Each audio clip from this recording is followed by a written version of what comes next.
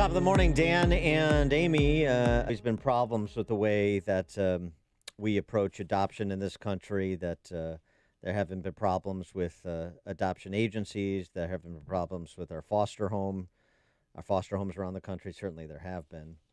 And this is in part the subject of a new book by Gabrielle Glaser entitled American Baby, A Mother, a Child, and the Shadow History of Adoption. She particularly focuses in on the so-called baby scoop era, the adoption world between 1950 and 1975, in which I would be included. Barely, but I would be. I'm not a young man I anymore. thought you were 72. Not a young man anymore. Wow, you must Botox. Okay. The book, American Baby, released this week. Please be joined by Gabrielle Glaser. Gabrielle, thanks for joining us. Appreciate it. Hi, good morning. Thanks for having me. Good morning. So the baby scoop era and what went wrong, you delineate errors of omission and perhaps some sins of commission. Give us the top line of what you think some of the problems were that may inform how we think about adoption going forward. Well, the baby scoop era, in the baby scoop era, about 3.5 million women were forcibly coerced into surrendering their children into an adoptive system that was secretive and separated birth parents from their sons and daughters essentially forever. And while adoption can be, obviously, as you said, a wonderful thing, this closed, secretive system had in it many, many, many harms, emotionally, psychologically. Well, I'm sorry to interrupt, but when you say forcibly coerced, expound on that.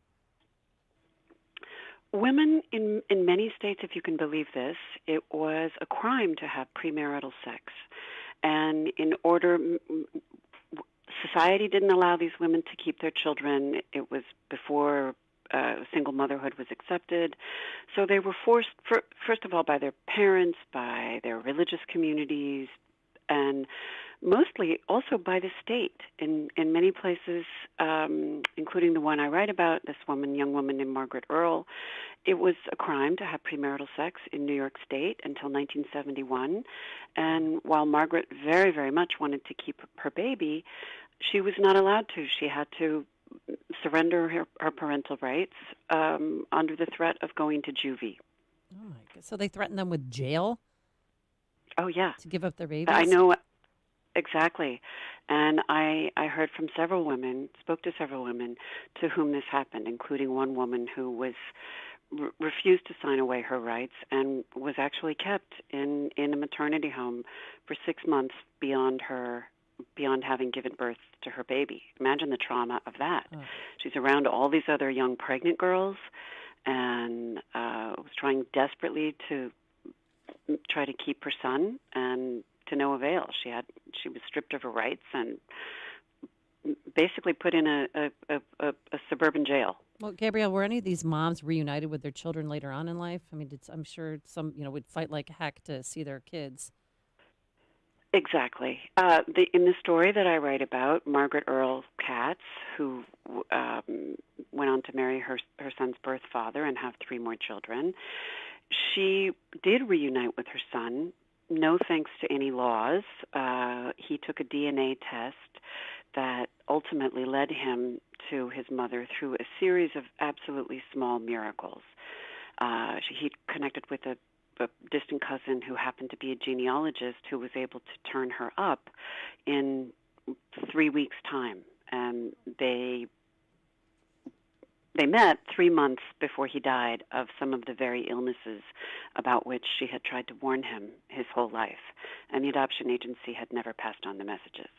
You suggest also that adoption agencies not only fail to consider, in some instances, fail to consider the emotional impact on women and who were shamed, hidden away, but also on the adoptees who were brought up to think their biological parents hadn't wanted them. So again, I'm from that baby scoop era, and it wasn't the adoption agency that talked to me about being adopted. It was my parents, and my parents explaining to me that no, it wasn't that your birth parent parents didn't want you. It's that they just couldn't take care of you, and they wanted you to be in a home where you could be taken care of. And so it was a loving thing that they did. I don't know how that's visited necessarily on the adoption agency. This is an adoptive parent's responsibility. Oh, yes, I agree with you. But adoption agencies also told prospective adoptive parents this young girl did not want this child. So it made the whole transaction of becoming an adoptive parent a little easier, I think. Imagine if you're an adoptive parent and the real truth of the story is, oh, we had to get this baby away from this girl who was kicking and screaming. It was much easier. There were lies told to everybody. Yeah, I see. On all, the agencies would say, oh, this is a young girl who, in Margaret's case, they positioned her as a budding scientist who was, made it sound like she was on her way to medical school and was, quote unquote, ambivalent about the adoption. And that just wasn't true. She did everything she could in her power to keep custody of her son. And so that's what I mean by the agencies. I see. That okay. They told lies in both directions. They told Margaret that her son was about to go to a diplomat and was going to be adopted immediately. In fact, he wasn't legally adopted for 2 more years and languished in foster care for 11 months. And, as I said, they told the adoptive family that she was on her way to medical school. And so this is obviously changed considerably in the last 5 decades, and perhaps most notably is the move towards open adoptions, which now is the sort of dominant form of adoption, where both sides know who the birth parents are and the adoptive parents are, and so does the adoptive child. Yes, absolutely. And that shifted quite dramatically starting in the late 1970s, as you said. And so has that addressed in substantial form some of the failings of the era that you focus on?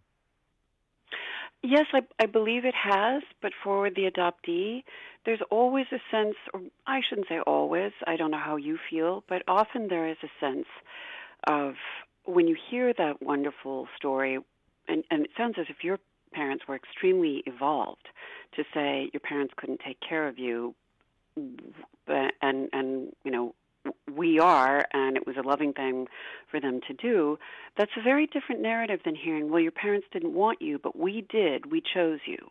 So it sounds as if the language you heard growing up was really healing in its own way. Well, sometimes throughout the years they didn't want me, but yeah, for the most part, yeah, right. Let me guess, 16, 17. Yeah, that age. Wait, can we return this guy? Yeah, we can always send you back. Yeah, right. Well, I think for many adoptees there is that fear that even though what they hear is often warm and loving, and we cherish you, and you were meant to be our child, there's often the ongoing question, expressed or not, well, it's lovely that you chose me, but why did my mother not choose me? So there's a deep sense of rejection. And I think even in an open adoption, that very primal wound still exists. And I'm not saying that all adoptees are wandering around wounded. Of course not. But that's a trauma to grow inside the belly of one woman and wind up in the family of another's. Yeah, it's interesting. Dan, you want to talk about it? Well, no, I mean it's I don't lay down on a couch here, but I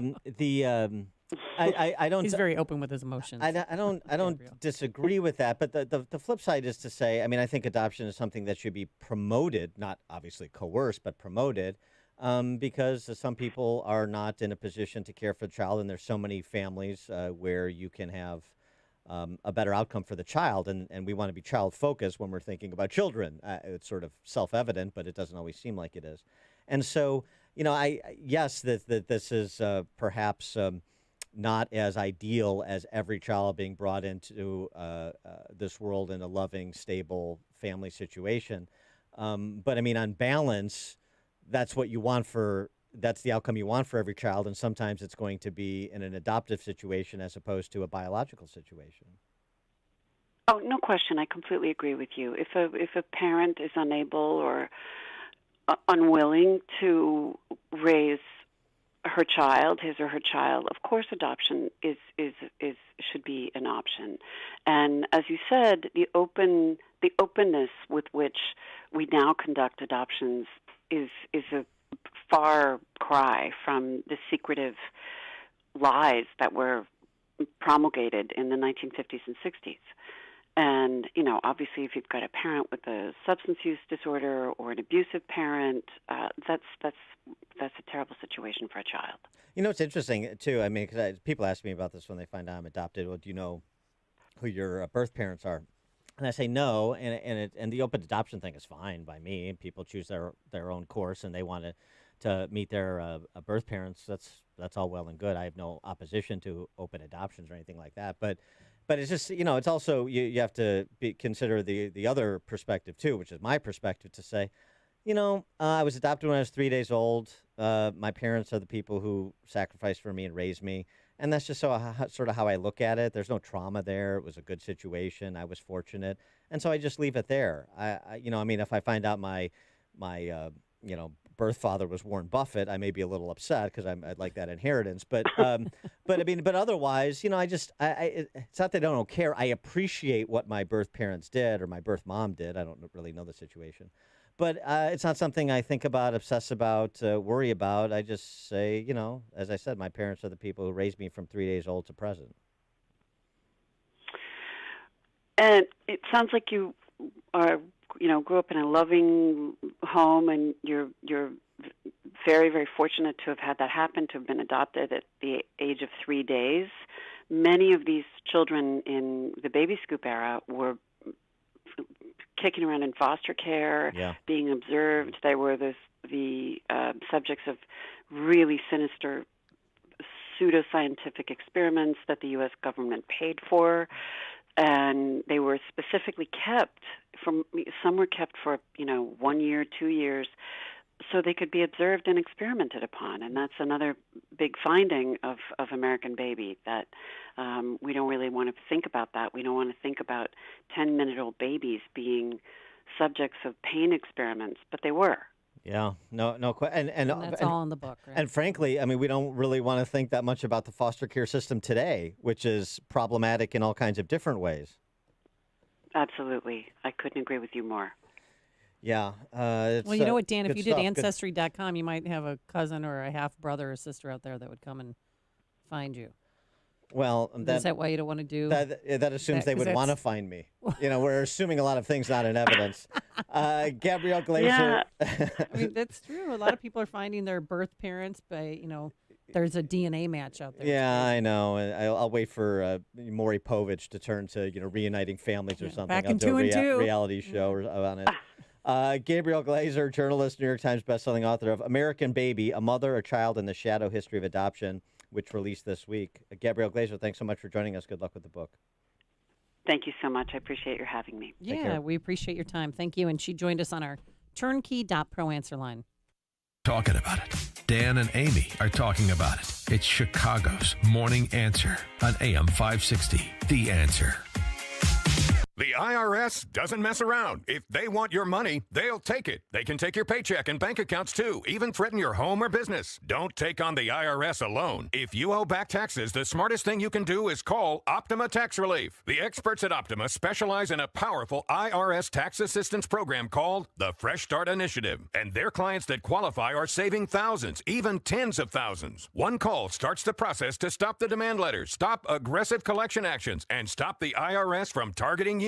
But don't delay. It's important to act now while you still have options. Optima is A+ rated with the Better Business Bureau. Optima has already resolved over $1 billion of tax debt for their clients. Get your life back. For tax help you need, for tax help you can trust, call Optima now for your free consultation. Call 800-965-1433. 800-965-1433. 800-965-1433. Optima Tax Relief.